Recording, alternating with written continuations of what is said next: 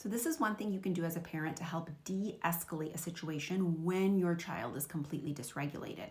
So that just means your child might be struggling with a big tantrum, a meltdown, maybe it's an anger outburst, or yelling, using language you don't approve of, saying things that are unkind, or talking back, whatever the thing is that sort of makes you see red, the thing that takes you from 0 to 100.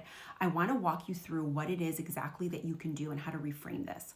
So essentially, we want to get a hold of our reactions. When we are reactive, it always elicits a fight or flight response in our kids. So as a result, we tend to see kids who are more anxious. We tend to see kids who escalate with us.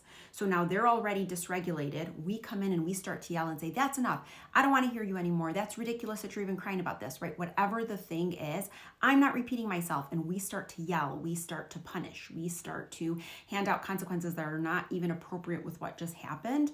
I know at that point that our reactivity has taken over and we're not in a place where we're able to cope with our emotions, with your emotions, the parent. If we can't cope with our own, we very well will not be able to help our child in a dysregulated state. I teach parents how to do this all the time in my coaching program. We move from being reactive to more thoughtfully responsive, and not just with your kids. This is critical in all life relationships. If you are with your partner and your partner is always reactive or you are always reactive, it never helps the dynamic. It doesn't foster meaningful connection. It usually just leaves both of you in some position of feeling like you have to always defend yourself. It's no different for kids. When kids feel like you're going to come at them, or the minute they become dysregulated, so do you, there is no one there to anchor. There is nobody there to help them through it.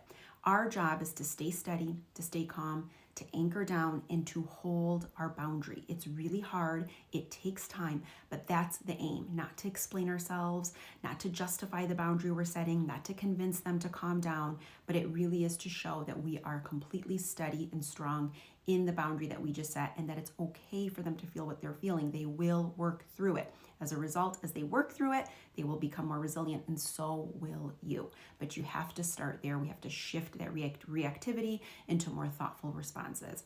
To learn more about this, I have hosted a free workshop. It's a 60-minute recording on the 4-step process that I teach called PAR. It stands for Pause, Acknowledge, Respond, Reflect. This is the method that I use within my coaching practice.